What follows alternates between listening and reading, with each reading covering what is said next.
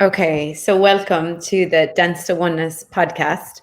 I'm your host, Amy Shine, and today is episode 4, mental illness or mental awakening.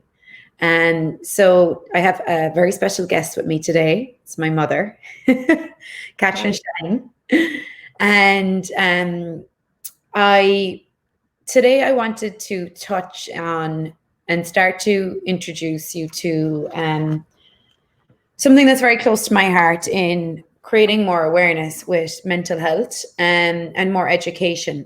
And mental health is a topic that's close to both my heart and my mother's heart, as we both had to go through the experience in different kinds of ways. Personally, I went through like a psychosis in my early 20s. That was, for me, was like an awakening. Like it was something that changed my whole personality, my whole being, like, and everything after that changed in my life. And it definitely wasn't something that the way this reality sees it as an illness and a sickness and a wrongness. I saw it that way for a couple of years, and then I actually started to see the gift of it. And so I brought my mother on here today with me, Kathryn Shine, because she was like the closest person to me at that time. She was the person like who supported me the most, who had my back in it, who didn't commit me. Thank you, ma'am, for not putting me in a mental hospital. I'd seen One Flew Over the Cuckoo's Nest. I'd seen that, so yeah, that was enough. Well, I mean, you're fairly crazy yourself, so in a good way, though. Thank you, Amy. And even though I did find out just before we came on that someone did tell her that I should have been, what was it, ma'am, they said? Sectioned. Someone did tell my mother to section me. Yeah. Yeah, over the phone.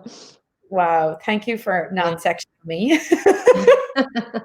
And so it's kind of like a sensitive topic, and we'll see where we can go with it in the show tonight.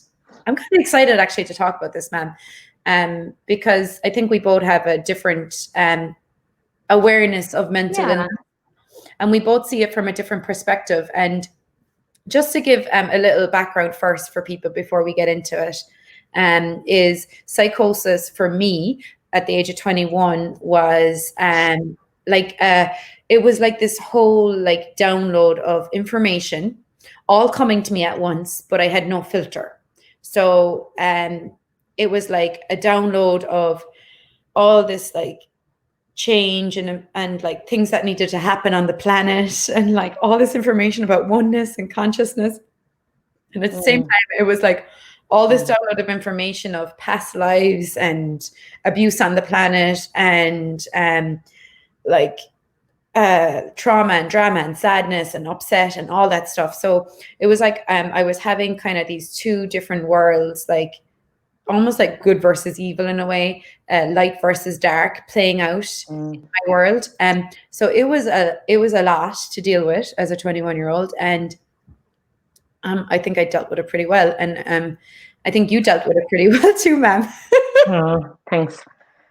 Yeah. So and I think, you know, I was 21, I was living in Ireland, and for you and me, ma'am, we didn't like.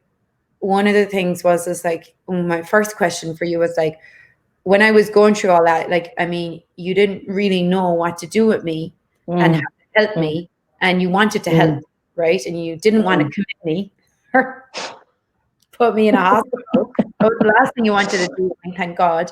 So where, like, you know, like this is what, 13 years ago, so like less maybe. I'm giving away my age now, but like, where was it that you were? Where could you turn to at that time?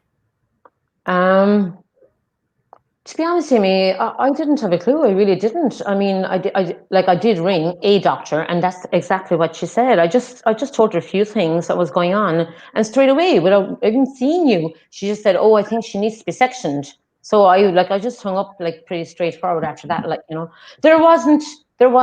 I actually. So can we just even just that little piece right there? because that's a massive piece, ma'am. It is, yeah, I suppose it is. Looking back now, yeah. Bypass it, like that you actually called a doctor, a person you knew and you trusted as a doctor, and you spoke over the phone to her. She never met me. She never saw me. She never spoke to me. She knew nothing about me. And she, in a couple of moments over the phone, told you I should be, what was that word? I think she needs to be sectioned. There was her exact words. Sectioned. I need to be sectioned. So that in itself, like, says a lot of where we're functioning in the world. Like, that is our view on mental illness. You know, what we call is an illness in this Western world, is that someone over the phone can give you. It's pretty scary. Because if I was a kind of person that would have said, "Oh yeah, okay, fine. So look, come, can you send someone out and get her?" Imagine if I had done that, what damage I would have done to Amy, like, you know. But I just knew straight away that this is not going to happen, you know. Yeah, she was wrong, like, you know. But that's what she said. It's not even. I suppose it's not so much about the right and wrong, but it was also like you had another awareness, like you knew something else that she didn't know. Yeah, it's kind of weird. Like I don't know what it was. It's just like. I always felt like that, like I had no experience of this ever, like, but like I wasn't scared, and like a lot of it was really funny. Actually, you were really funny, and we still had a laugh. Like, even things you would do, we would laugh about it, and things you said, we would laugh about it. It wasn't all doom and gloom and oh my god, this thing is happening. It wasn't all that, like, you know, it wasn't all that bad, you know, like, well. It was a little bit scary, let's put it that way. It was. I mean, as I said, I'd never experienced it before. Obviously, it's a lot more scary for you, Amy, like, you know. But, like, seriously, there was nobody else. I didn't know where else to go. I didn't bar, like, you know, somebody knew a psychiatrist and said, "Oh, you know, I think Amy should see a psychiatrist." That was after that. Then that's where we went next.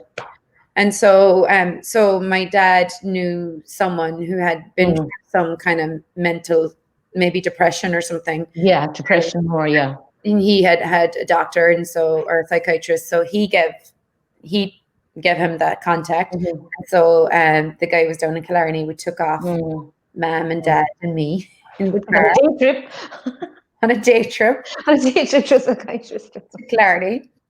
And yeah, I mean, it was a lot for me to deal with. I mean, I remember there's just so much I can go here. But so anyway, we'll go to the psychiatrist. We went to the psychiatrist. This is kind of going on for like a couple of weeks where I wasn't sleeping. You weren't sleeping. That was the really hard thing. Yeah. And I was having all this, like, I would say, an overload of awareness, you know, with no way to no way to talk, no one to talk to, no one to kind of try and facilitate me with it. And so we took off to the psychiatrist anyway. I didn't know where we were going. You told me you were taking me somewhere. Really? Oh my God, did we lie to you? I don't even remember that part. No. You didn't actually lie to me. You were like, we're going to go see someone. Like, because we had gone to this lady had taught me meditation. We'd gone to her. Oh yeah, that's right. And she was just trying to get me to come and stay with her. And get Dad to pay her money. We're like, what? She saw the money sign, the pupils of her eyes. Yeah. We're like, just because he drives a BMW doesn't mean he's that loaded. But anyway, or he's that stupid. So she had taught me meditation, and she taught me kind of a mantra, which I was actually using, which was kind of helping me, but definitely needed something more than a mantra at that stage. And then she sent us to someone else who was really no good either. And then, so these were our choices at the time, you know. Choices, this is our menu of choice in dealing with psychosis. And so you took me to the psychiatrist, and he was down in Killarney. And so just to, like, we're talking about this tonight because we really just want to, like, paint the picture here. Like, it's not that their psychiatrist is wrong. It's not that meditation is wrong. It's not that any of this is wrong. It's just, like, for me, I'd really like to highlight the fact that there is such a lack of information in our world about mental illness. And I put illness in, like, you know, cap letter or like quotes or whatever, because is it really an illness? And, like, we're missing so much information. And so we went to a psychiatrist. We sat in the office. We went in, we met him. And I'll always remember he wouldn't look me in my eyes. I'll always remember that. He Mm. would not look me in the eyes, and I tried so hard. I kept staring at him, and he would not look me in my eyes. Well, why did you think that, Amy? Well, he was just a bookworm, you know. He was like he had the glasses on, and he was like, "Tell me what's going on," and you know. And I told him some of it. I didn't tell him all of it. I filtered it a bit, and I was clever. I knew that he couldn't hear a lot of what was going on for me, and I had this awareness that was like beyond this kind of. Can I just say something there, Amy? I think he tried to sort of like, you know, ask you about like if you had taken drugs, like, you know, and he was trying to equate it to that. This is why you're having a mental breakdown, because it's related to whatever drugs you were taking or whatever, maybe you're smoking or whatever, you know. He was trying to match the two of them together. That's all he knew. That's how he was trained, you know. Yeah, like that's so interesting you said that, like that's how he knew, that's how he's trained, because it's like that's what, like the minute I went in there I knew like this is like symptom cause. Exactly, yeah. And I was like a book to him, you know, like he was like, okay, this equals this, so it was like you've raised thoughts, that's because of this. And so, and I just always remember it was like probably 15-20 minutes we were in there. He asked me a couple of questions, and I told him some information, and then he just like wrote the diagnosis. Like yeah, imagine, like, yeah, and you think about it. But that's where they're training me, you know. It's like if you go to a doctor with a, I don't know, a pain in your heart, they're going to, you know, give you the synopsis of what they think is wrong with you and what medication you need, or you have high blood pressure, low blood pressure. That's what they do. They're trained. That's the way they're trained. It's not their fault, like, you know. No, not at all. And he did, You he know? was doing the best he could with the tools he was given. Yes. I was like having this like download of consciousness and oneness and Yeah. everything Imagine trying to explain that to him. Yeah. on the planet, and he's sitting there going, yeah, it's because you know you smoked weed for a while or whatever. I'm like, there's so much more going on here. Like, that may have been that led to some of the stuff that was going on, like the insomnia and all that, that may have created some like imbalances in my body and my psyche. Definitely doing drugs does open you up. It does invite in other energies. It does, You know, and it messes with your system a bit, and it messes with your body. It does mess with you. But there was also so much more going on here, you know? And it was like, oh my God, this guy, like, you know, like there's no way I can talk this stuff to him. But it was interesting. I have to say, like one of the things though with you, and I mean you more so, but Dad even too, like you were very open to hearing me. Yes, I was so happy that we could talk about it. We were very good at talking about it. Like it wasn't as if you were hiding everything away. You were up in your room. You were, you know, we were very open about it. Like, I remember after the psychiatrist, like we went to a bar or a pub or something. Yeah, I went for lunch somewhere. And I think I kind of sat there and I told you, like, I gave you a bit of a synopsis of what was going on. Yeah. And at one stage, Dad was like, shh. I think I remember that all right. And I was like, keep going. I actually was fascinated by all this. Like, so like, part of me kind of knew this already, not knew it already, but I was like fascinated. I thought it was really, really interesting. And as it turned out, you were right anyway, Amy, like, you know. That's what you're doing now, like. Reasons. Yeah, but in a country pub, having what you call it, lunch, bacon and cabbage, whatever, it probably wasn't the right thing for people to hear. Well, not that people were listening, but you know, like Dad was probably a bit more all right, flabbergasted, like. But he was also pretty open too. But he was, and he is. Like, in all fairness, like, I mean, you know, really, like we were all very lucky, really, that we had that open relationship with each other, you know. And so like that was kind of like basically that was our support network or support network. Like you know, my daughter's going through this thing, like what am I missing? Psychiatrist was like the only place for us to go, put on, and then obviously they put me on medication, and then it was like he suggested a counselor to me, and you know, like that was an interesting experience too, because the counselors like were just you know,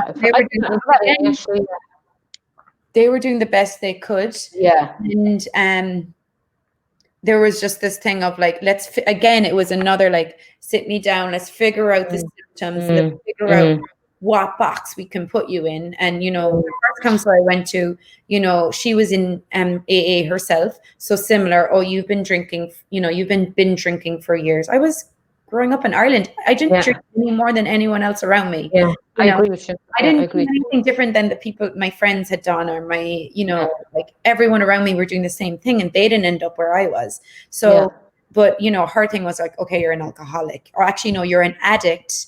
You know, this wouldn't have happened to you if you weren't an addict. Now you're going to have to go to AA. And you didn't really like that at the start, ma'am, did you? Well, I knew you weren't an alcoholic, Amy. I mean, like, seriously, as you say, you were just doing the same as all your friends. Go out on a Friday night or Saturday night, whatever. Okay, everybody binge drink one night, and that was it, like one night in the week. Like, you know, you never drank during the week, like, you know, and you weren't hiding naggins of vodka in the bathroom cistern or any crazy stuff that you associate with an alcoholic, you know. You were functioning, you were working, you were going to college. Well, you were going to college that time, yeah? You're getting up, going to college every day. If you were an alcoholic, you wouldn't be doing that. So I knew it. I always knew that. It actually annoyed me very much when you said you're an alcoholic, because I knew you weren't. Another label. And so, like, but that was just like another example of like, okay, here's this person. She has these symptoms. Let's find a box for her so we can put her in a box, and then you can treat the box when you're in the box, and now you can treat that box. And so, and I think like really what we're just highlighting here is like there was so much lacking, you know, like in all of it. Like there was nobody, and you know, I wasn't exposed to the world of energy healers and energy workers and shamans and all that came much later. You were a leader, man. You know, the furthest we'd gotten, we knew someone who'd done Reiki, you know, and we angel cards, but we really had no one around us, and nobody was also being recommended to us either. That's another thing. Yeah. It was just everybody who'd been to college, got their degrees in whatever, psychiatry or medicine, whatever, that's all that's available. But like it is very, I suppose it is very complex, all right, Amy, and there is definitely a stigma attached to it, and there was definitely members in the family who would say, oh, my brother-in-law got that, or my sister-in-law got that, and they went to some other hospital, and that's a really good hospital now. That's all people were recommending. You know, it was ridiculous, like, you know. I mean, like the scary thing is like you could have ended up there, like, you know, and I just think there's a stigma attached to it, and somehow I always knew that you didn't need that, like, you know, and I knew it would have broken my heart anyway. I couldn't have done it. I just couldn't have done it, you know. Oh my God, I'm actually so grateful for you, ma'am, that you actually followed your knowing and your awareness, and you didn't listen to my intuition. All right, like, I didn't know it was right. Intuition is nearly always right anyway, isn't it, Amy? Like, you know. Yeah. I don't know what to say. You weren't off the walls crazy, like you weren't doing crazy things. I could see there was something, you were having some breakthrough. I could see it. You know, I couldn't put it into words, but I could see it. But I you know, it's not something you can explain to other people either. Like, you know, I wasn't 100% sure, but I kind of knew, all right, you know. Well, you know, yeah, you knew. Well, also, you know, you had been through your own, like we had, you know, lost our my brother, your son, a family member. Ross, Ross had, you know, been killed in a car accident, like literally 5 years previous. So, but you know, not even about, it wasn't even that. You've always been really open, man. You've always been very, like aware of not just this world, of other worlds. And even growing up as kids, you were like always instilled like a lot of magic in our worlds. And you know, you had a lot of magic in you. And then with Ross, you know, you were also just very in tune with him, and that he wasn't just gone, and you were very into him around you a lot. And we all and we were pretty open with that, and that made us kind of a very open family in a way, like spiritually. It wasn't we could talk about it, because once you know this person is not really gone, like their physical body is gone, but they're spiritually, and they're still around. And once you have that, like there's a great sense of hope and almost happiness, almost, like, you know. Whereas when if you someone is totally gone, it's just depressing, and then you can't talk about it. So that's why I think we could talk about it. And I just remember getting loads of books and stuff out from the library, reading all about that. So I learned a lot as well, like through that, like, you know. Yeah, and you did, and I had read a lot of books too, and it's interesting because they talk about like so in the shamanic Shamanic, yeah. in shamanism, and Shamanism, yeah. they talk about schizophrenia and psychosis is actually like a healing process. It's like it's a spiritual emergence, Mm-hmm. and Mm-hmm. experiences that are often misdiagnosed as psychosis. People are medicated unnecessarily.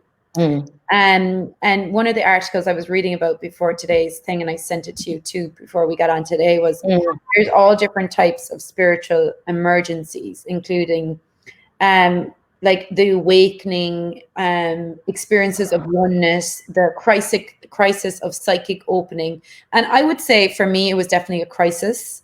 It was a psychic opening, but it was a crisis. It wasn't just this beautiful experience. There was a crisis there. And so in the shaman world, they see it as like the birth of a healer. And they see it as like an awakening, and it's for very like sensitive beings, but in this reality, it's seen as like in our world, our Western world, it's seen as an illness. And like you said, there is like a stigma attached to it. And we're supposed to medicate or hospitalize, which actually ends up, the stigma is like that there's something wrong, we need to fix it. And that really got highlighted to us, man, in like in both in our journey. Like everyone went to, we're like, there's something wrong, let us fix it. Or let me like stigma, let me add another label to it. Like, not only are you mental illness, now let me add addiction to it. Oh my God. Like, do you know what was really funny too? Like, I just think maybe even now in 2000, this is what, it's 2020, like even now, if so you said to someone, oh, she's having a spiritual awakening, I think more people will be more open to it now. But even going back, I know it's only 13 years ago, but even then, people would look at you twice and think, yes, you need to be put away, the mother as well, not just the daughter, the mother, like there's something wrong with you as well. They would probably think that, you know what I'm saying? People are definitely more open to spiritual awakening. But imagine going to a psychiatrist and saying, look, I'm having a spiritual awakening, that's all that's wrong with me. That's where my parents brought me. They don't understand, Like, it is very hard to explain it, Amy, and at the time, like, you didn't know either. Isn't it so sad though, like, in a way that, like, that part is so missing from our Western culture? Like, like the Eastern culture have that down. Like, they know, like, there's spirits around us. You know what I mean? Like, there's healers around us, and there's all these different like worlds going on around us, and it's not just us in these physical bodies, and we're not just like, we're not the leader of the pack, actually. Like, humans think that's it, it's human reality, and we're the leaders, and we're the top of the food chain. And whereas Eastern cultures, they have a lot more communion with the earth. And one of the things in reading about the psychosis, and if anybody wants to read the article, it's an amazing article written by this shaman. And this shaman guy comes to the Western world, and he ends up working in a psychiatric hospital, and he's blown away that why are all these people who are having these like spiritual awakenings, these openings that are actually like becoming something, or they're having like a transformation, why are they being put in these hospitals? Why are they being medicated, which actually just makes them worse, and which kind of like stops what the process they're going through, which is a spiritual awakening. It just stops it like in its tracks, like it suppresses it. And obviously it depends on how they recover. Like, some people never recover. Some people, please God, they do come out of it, and continue on their journey. But it's hard. It's very hard. Like, it really is. It's like, it's actually a very cruel thing to do. But look, it's not. I'm not blaming anybody, because it is lack of education, and just one way of looking at a problem, like, and situation. That's one of the things that's why we wanted to jump on today, because like this thing about mental, you hear a lot now, mental awareness, and it is actually Mental Awareness Month, and the month of September is Mental Awareness Month. And you're right, ma'am, it's 2020. Things have changed a bit. We're a bit more open to spiritual awakening. We're a bit more open to energy work. We're a bit more open to spirits and energies, and we still have a long way to go. Absolutely.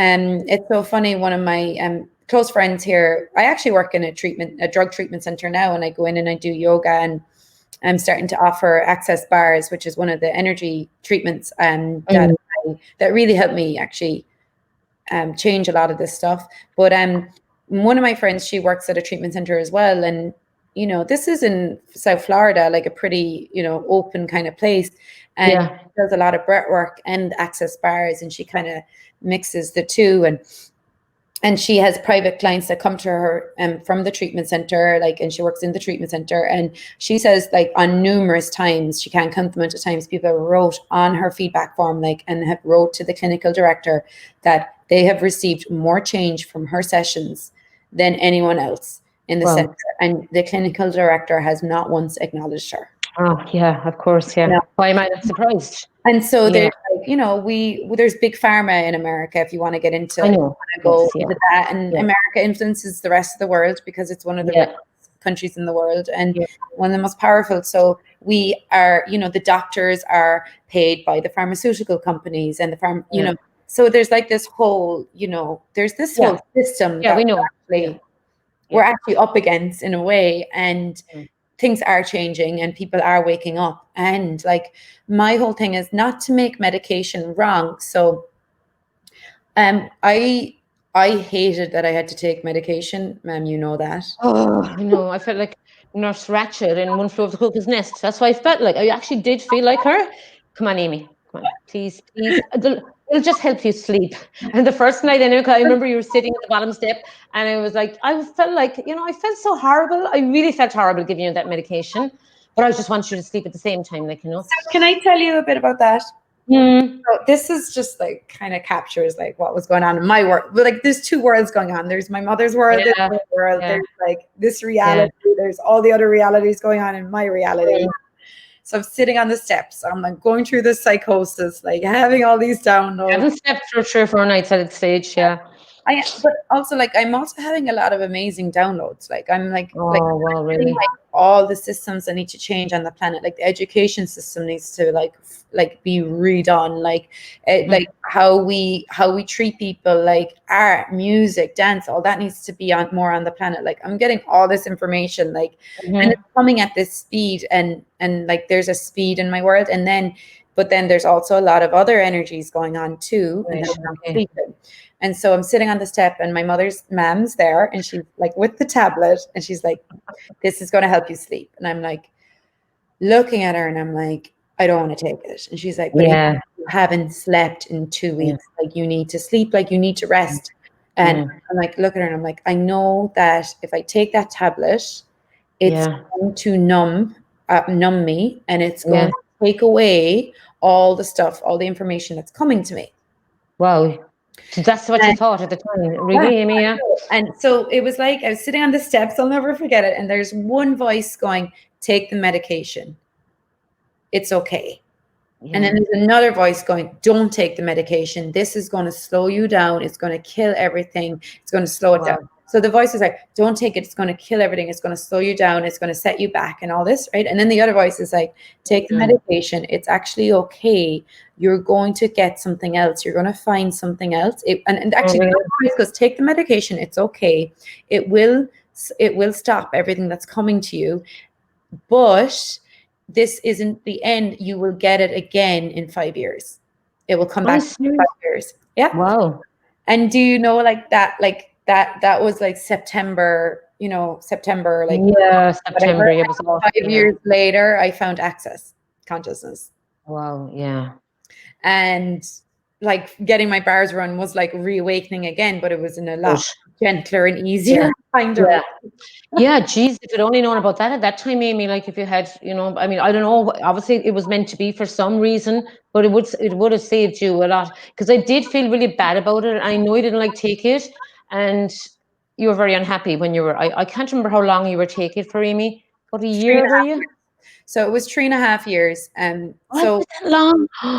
Well, actually, that was good. So that was so he gave us the medication, the psychiatrist, and you said, let's just take it tonight. And sure, once you take it, You're like, I know. You slept for 14 hours when you took it. I did. I probably slept for 20 hours. And Mm. then, you said just take it for 2 weeks. And then after 2 weeks, of course, you have to keep taking, you said, now you have to keep taking it. Did I actually say that? Oh my gosh. No, but you're okay. You were doing what you had to do at the time. Yeah. And one of the things that, and though at that time there was nothing else around me that could facilitate me, there was nobody, there was no other therapies available. Like Reiki wasn't going to cut it. Like going for a massage wasn't going to cut it. Like that's the thing, Amy. I felt I had no choice, and to be honest, deep down inside, I was kind of scared. I thought you might hurt yourself or something. That was my biggest fear. And I mean, that's I think every parent would feel that way, But we're not here to like diss medication like at all. Like, and I actually I even said to you afterwards, I'm like, I get that I did require the medication. I needed it for just at the time. And in a way, so we took the medication. It actually takes 6 weeks for the medication to kick in. Yeah. Then we found out afterwards that a psychosis takes 6 weeks to move through. Really? Wow. I remember us researching it afterwards. And we're like, it actually takes 6 weeks to move through psychosis. At that stage, the medication's kicking in. But you've already gone through the psychosis. And this is where it would be amazing to have someone who has. I was just going to think that if you had someone to just be with you the whole time, 24/7, which I could have done that if I'd known that time. I would love to have done that. Well, I think, like someone like this is where, like, where can we get the, like, Eastern world to meet the Western world? Like, where that as well, healers who have more kind of information and knowledge around this, like, what they call it is an awakening, really, isn't it? Yeah, they say that it is. I have it here. In the shamanic view, mental illness signals the birth of a healer. The birth of a healer, yeah. And mental disorders are spiritual emergencies, spiritual crises, and need to be regarded as such to aid the healer in being born. Wow. It's dealing with the breakthrough from another level of reality. For all practical purposes, the person is insane. Heavily dosing with antipsychotic drugs compound the problem, prevents the integration that could lead to soul development and growth in the individual who has received these energies. So the medication assisted me at the time to help me sleep, and I did require it to sleep. And I'm sure there's other medicines, more probably in the Western world, that, like, I mean, they call it in the Western world, or in the Eastern world, they have ayahuasca, they have other stuff that can help you. Yeah. But sorry, I suppose my door here. It's barking. Dog barking, yeah. In Ireland, the dogs are fighting outside. There's no fighting. He's just barking at the stars, or if he hears another dog barking, just start barking at him, like, because we interrupt this podcast to introduce you to the barking dogs. So barking mad. So oh my God. I suppose the point is, we're not here to diss medication. We're not here. No, it is required in certain times and places. And we were, that's another thing, we were not given any information about the medication. We had to do our own research and started Googling the medication, and I did. And then, a year or two into it, we realized, oh God, like, we need, like, I should have been maybe taking a probiotic. Oh yes, medication and different things like that. And so there's also like that massive, I feel with this psychiatric field, there's a massive like health and wellness part to it that's totally missing. With the diet, the nutrition, and this is what shamans talk about. They talk about like being with the earth, dancing on the earth, drumming, like being under the full moon. They talk about music. They talk about dancing. They talk about like getting with the energy of the earth. And there's like a massive like lack of education for us in this world when it comes to that. But that, is another whole conversation. And so it is. There's a lot.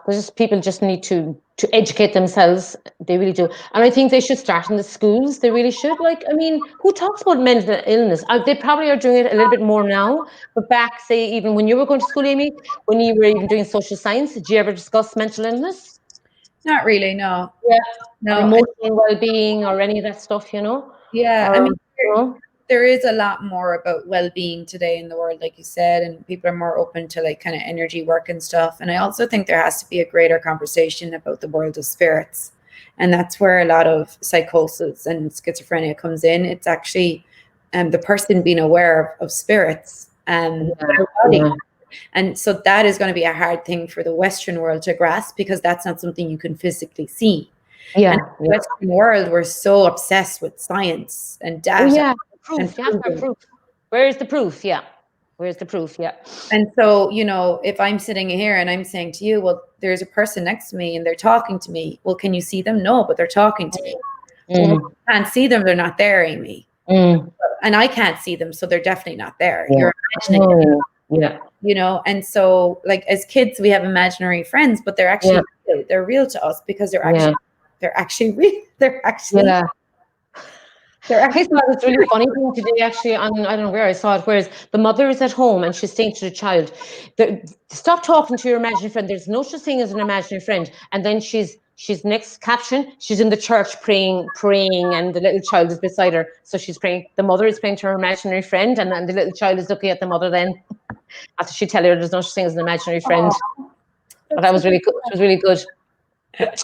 Yeah, look, we're so complex, us human beings. We're so complex. We're like, what you see is not what you get. Like, it's not, like, we're so complex. And I think that's one of the things with the shamans, like, and I'm not big into shaman like healing. I'm not into ayahuasca. I don't do any of that stuff. I'm not for it. I'm not against it. That's not something that really works for me. I'm all just about pure energy. Like, I don't need to take any substance at all at this stage, you know. And I know. Well done, yeah.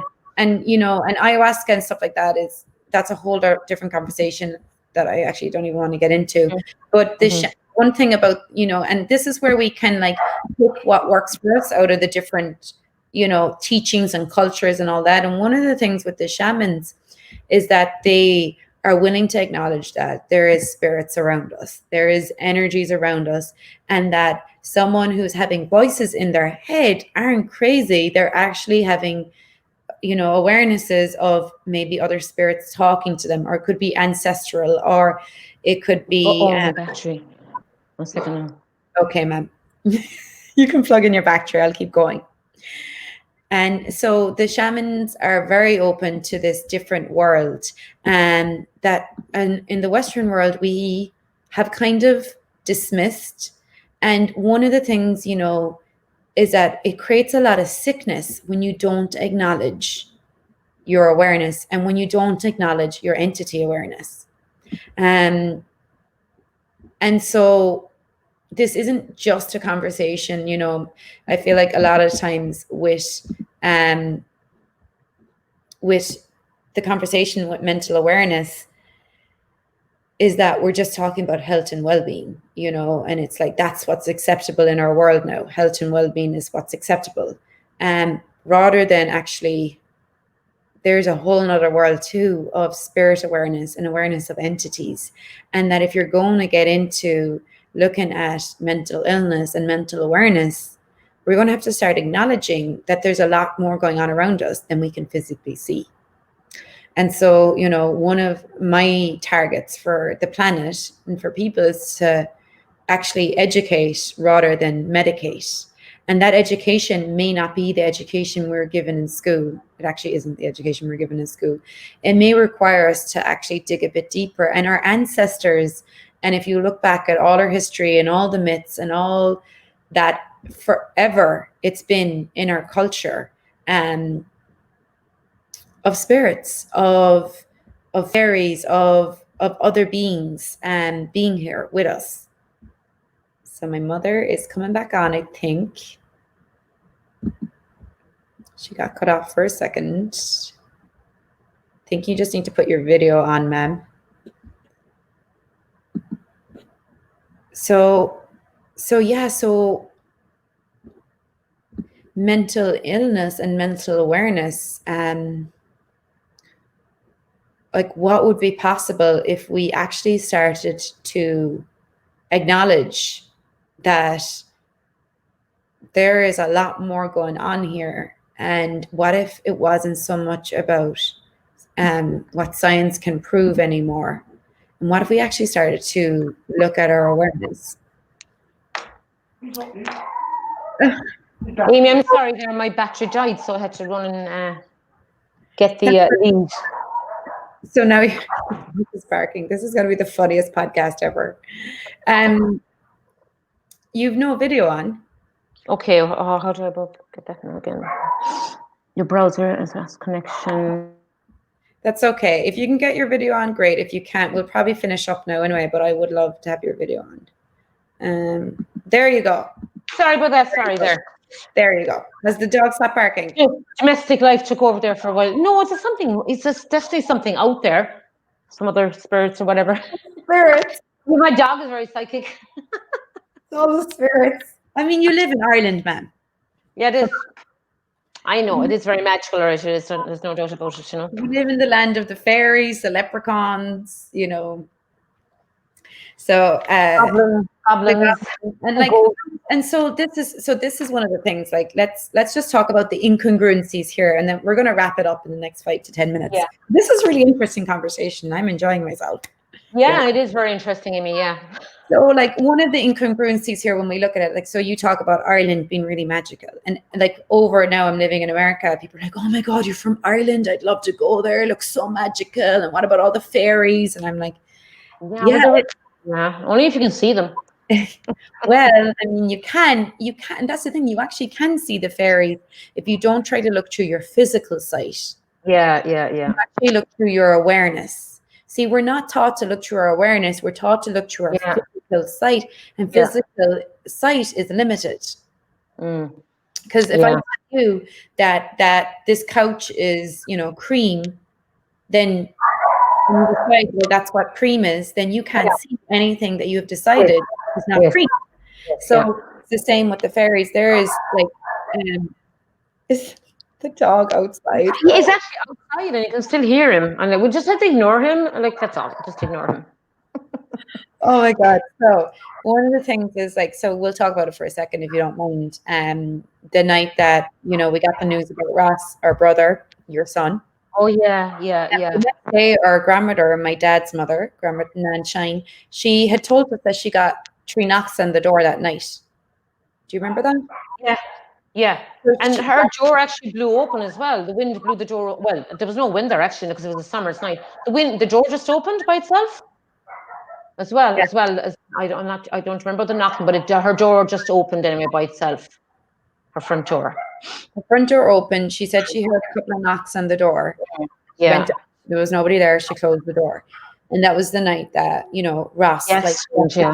And so, in our history, if we go back to our ancestors, they would talk about banshees.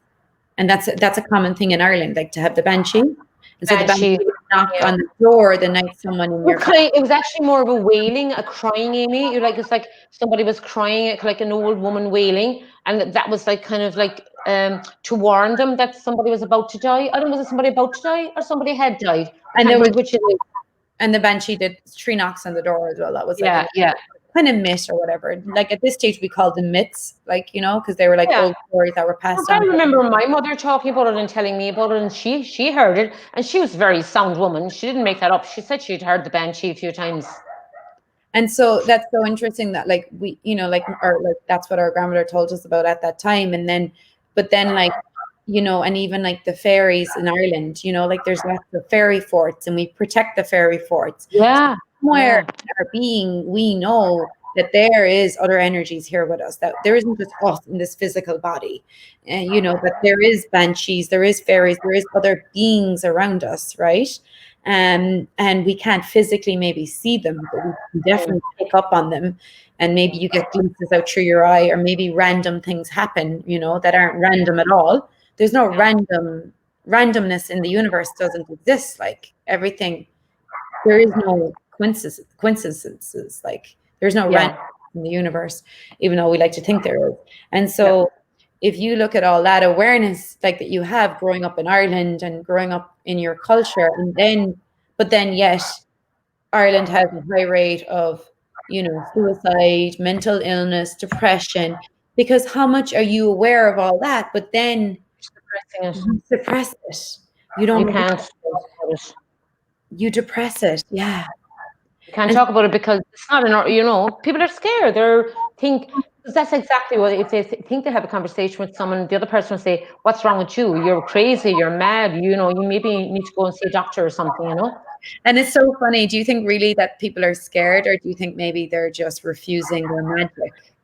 They're scared, and they're, in denial as well, I think, as well. They don't know about it because it's just opening up a world that they don't understand, or they don't want to know about it, maybe. Like, they just want life to be simple to a certain extent, and they just want life to be, A, B, C, D, everything go according to plan, rather than A, Z. That's fine if that's working for you, fine. And if you're Yeah. listening to the show, you probably Yeah. have a greater awareness. And if you've gotten to the point where you have voices in your head and you have racing thoughts, like, that's, you're having a lot of awareness, you're having a lot of information.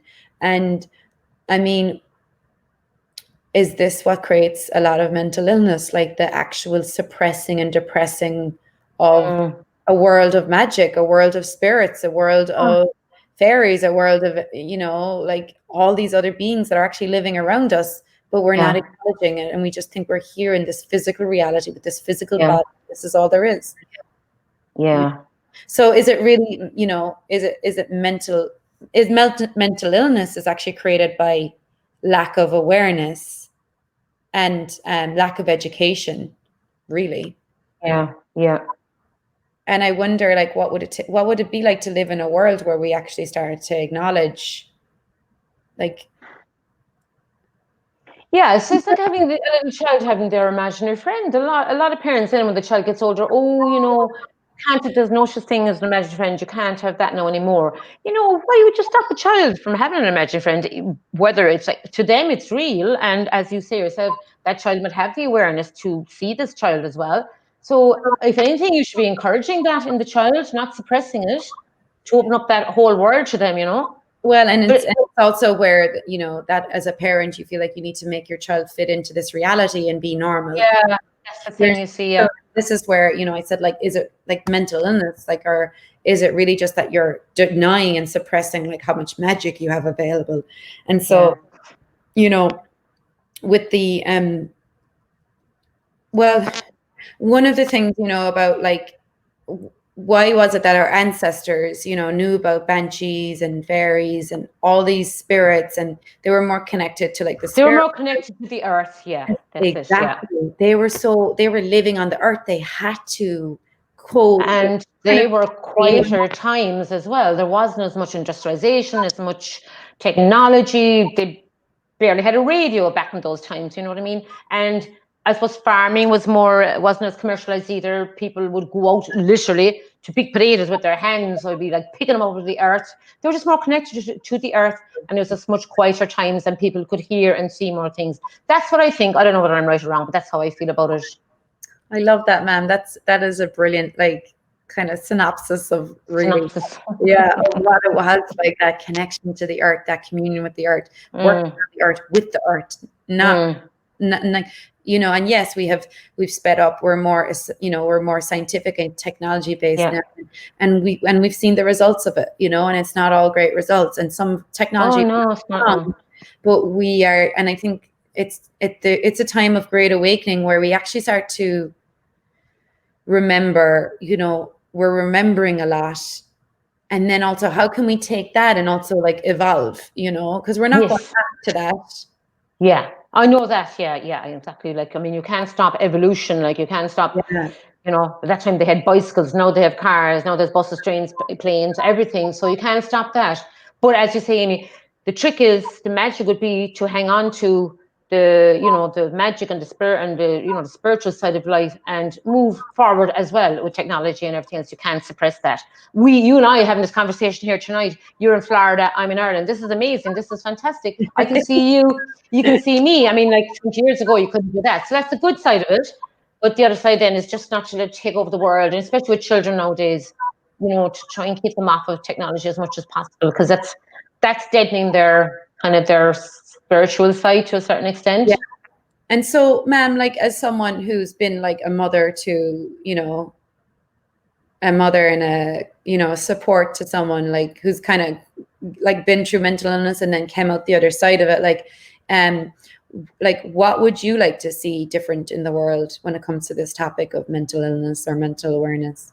Just to have it more acceptable. I mean, if you have diabetes, you have to take medication. If you have something wrong with your heart, you have to take medication.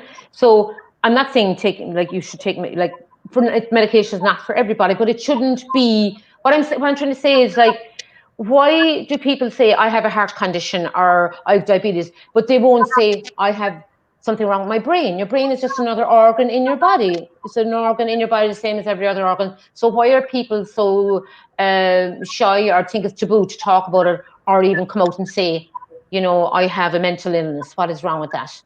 Yeah.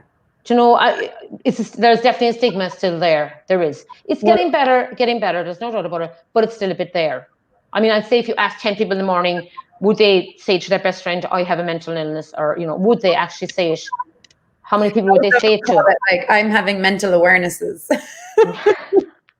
But it's been proven, like, in workplaces, like, even if you suffer from depression, it's I've read an article where it said that if you suffer from depression, you will not climb the ladder as fast as if you hadn't mentioned it or didn't find out about it. Any kind of mental illness at all in a workplace, and you definitely won't climb the corporate ladder as fast. Yeah. So people do see it as a stigma, or as something wrong with the person. Yeah, rather than actually, like, as the shamans see it, it's actually like you're actually someone who's very highly sensitive and Yeah, exactly. Yeah, you just actually a lot of capacities. And if you are nurtured kind of in the right way, you can really wake up these capacities. And I mean, one of the things I'm very grateful for, and you know, ma'am, is Access Bars, because it has allowed me to, like, getting my bars run on a regular basis has allowed me to, like, kind of have the space to be me and then do what I want to create in the world, and then, like, do it, like, very effectively and not be at the effect of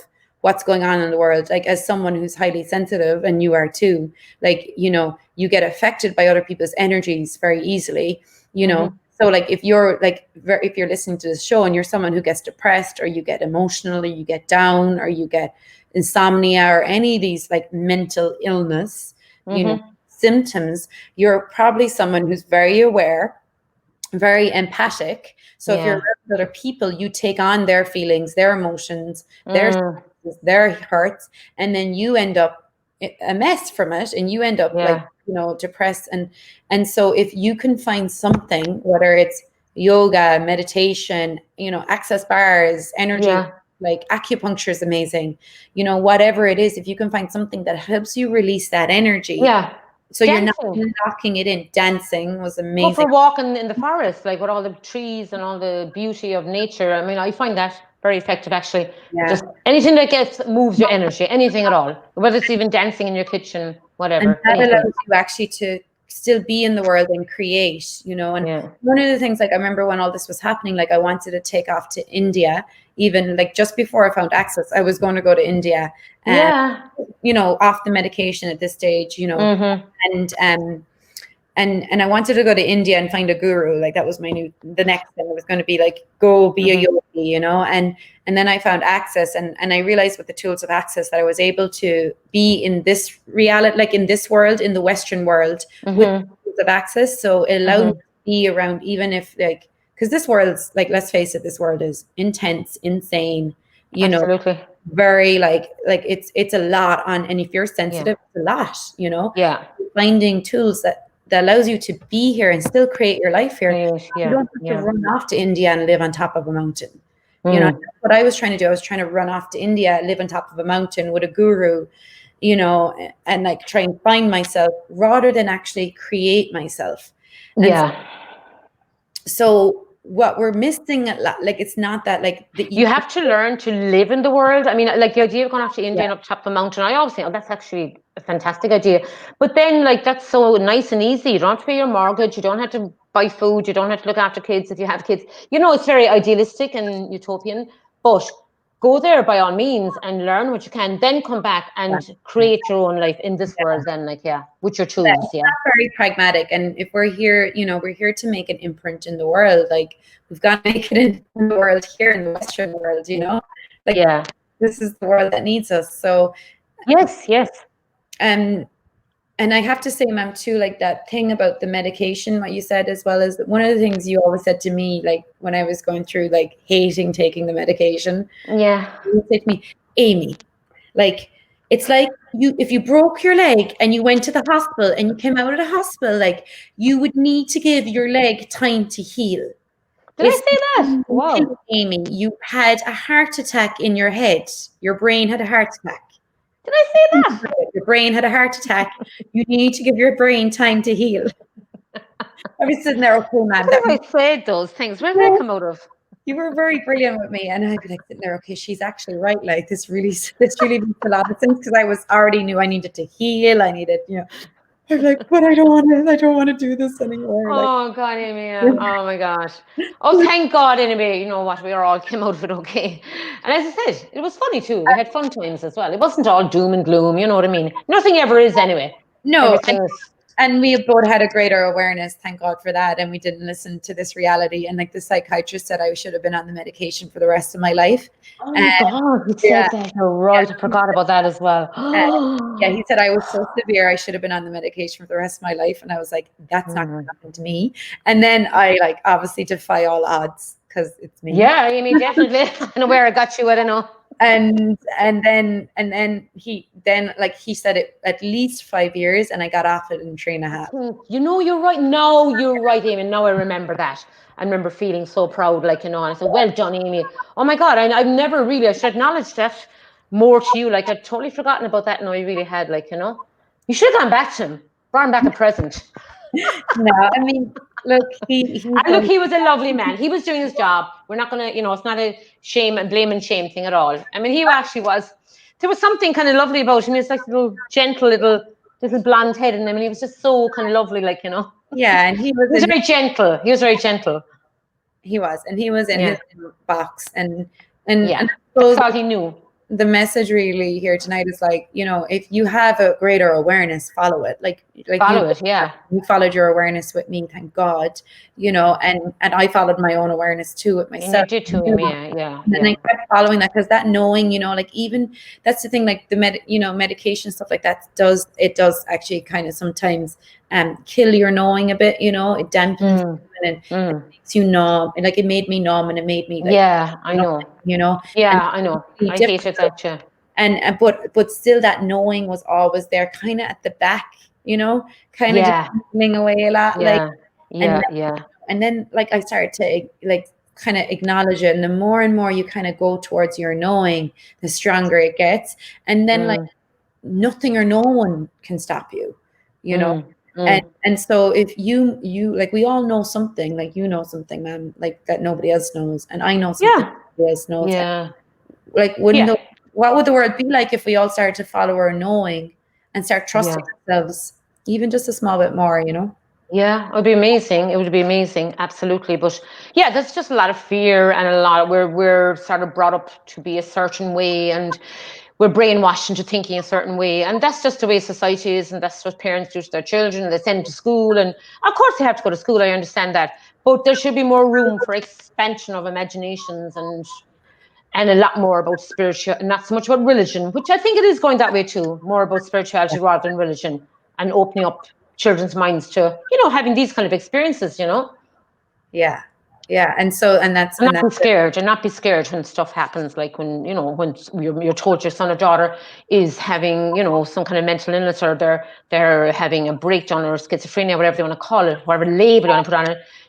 If you as a parent or as a brother or sister could say, you know what, like I'm going to look at it as a spiritual awakening, or something like for what it is, rather than I have to medicate them, we have to lock them up. That's horrible. That's a horrible way to look at it, like. Yeah, and also like, let's treat the whole body and being. Treat them, mind, body, soul. Yeah, exactly. Yeah. Spirit. And so like we're not saying we're not dissing, like there's a place for medication. Yeah, and some people can be suicidal, and if you're suicidal, of course you need to be medicated, like, But with that, there also needs to be a treatment of health, wellness, diet, nutrition, like you said, getting out in the earth, moving with the earth, dancing, playing, singing, and that's what the shaman talked about in that article. Like when when I see someone who's depressed, I ask them, like, have you been in the sun? Have you danced? Have you played? Yeah, have you danced? Yeah. And like the shamans are big for drumming, you know, like I love drum. Yeah, the beat, yeah. The drum, like dancing on the earth, like, and so artwork, all that stuff that nurtures your body and your being and your soul. And Yeah. that yeah, there's, you know, like I really hope that just anyone who listens to this and anyone who's struggling with mental illness or anything like that starts to maybe start to acknowledge like what you're aware of rather than what's wrong with you, and start looking, you know, and like I did, I just kept seeking, I just kept looking what else is there, what else there has I to know be. you were brilliant, Amy. You really were. I mean, you know, everybody's different, but I mean, the path that you chose to go down worked for you, and it was amazing, and it still is amazing, and it's great. Like, it's fantastic. Like, and I don't think I ever acknowledged it. Maybe I did, but like, it is like, it was well done to you. Like, and I am so proud of you. I really am. Oh God. Don't worry, I'm not gonna cry. I'm not gonna cry. Gotta Okay. past all that. Yeah, no, it is. I mean, sometimes people don't acknowledge. It's a fantastic, brave journey to come through and to still be functioning in this crazy world. It really is, like, you know, and following your dreams as well, and following your instincts, like, which is fantastic as well. Like, 'cause that's the only way you'll be happy in this world, is to follow your heart. Yeah. If at all possible, like, you know. No, Yeah. it's not. And I had a knowing that I was here for something greater, and I just, and like I said, it was, you know, the knowing got dampened and stuff, but I just kept following that knowing more and more, and it grew and grew and grew. And yeah, you might think we're crazy, but you know, nobody, you know, I don't think anyone changed the world thinking that they weren't crazy. So Yeah, exactly. Crazy is great. Crazy yeah, is good. crazy is Crazy is always fun. Ma'am, we're at the hour. We're up at the top of the hour. I usually do podcasts for 20 minutes, Okay. but welcome to Really? the world of Kathryn Shine and Amy Shine. This is what happens when we get together and we start talking. I know. Could be hours on the phone, yeah. But anyway, yeah, so listen, Amy, it was brilliant. I really enjoyed chatting to you on the Sunday. Well, it's Sunday night here, it's Sunday afternoon over there for you. So go on and enjoy the rest of the day and do something crazy. Thanks for being here. Thanks for watching this podcast. You can stay on, ma'am. I'll just finish up the. All right. Thanks for being here. Okay. Thanks for watching the podcast. Make sure to subscribe to. If you're listening on iTunes, subscribe if you like the podcast. Would love a review. If you're watching on YouTube, you can subscribe there too. And if you have any questions about anything that we talked about today, send me a message. You know, my mother's in Ireland. I'm in Florida, so we're both on Facebook. Mam's not on Facebook at the moment, but she'll be back on, I'm sure, at some stage. And yeah, like, reach out to us, send us a message, and we're always available. And don't give up on you. That's my, like, do not give up on you. And what if you're not wrong? What if you're actually way stronger than you really ever even believed? So thanks for being here, guys. See you next week. Bye. Bye. Bye.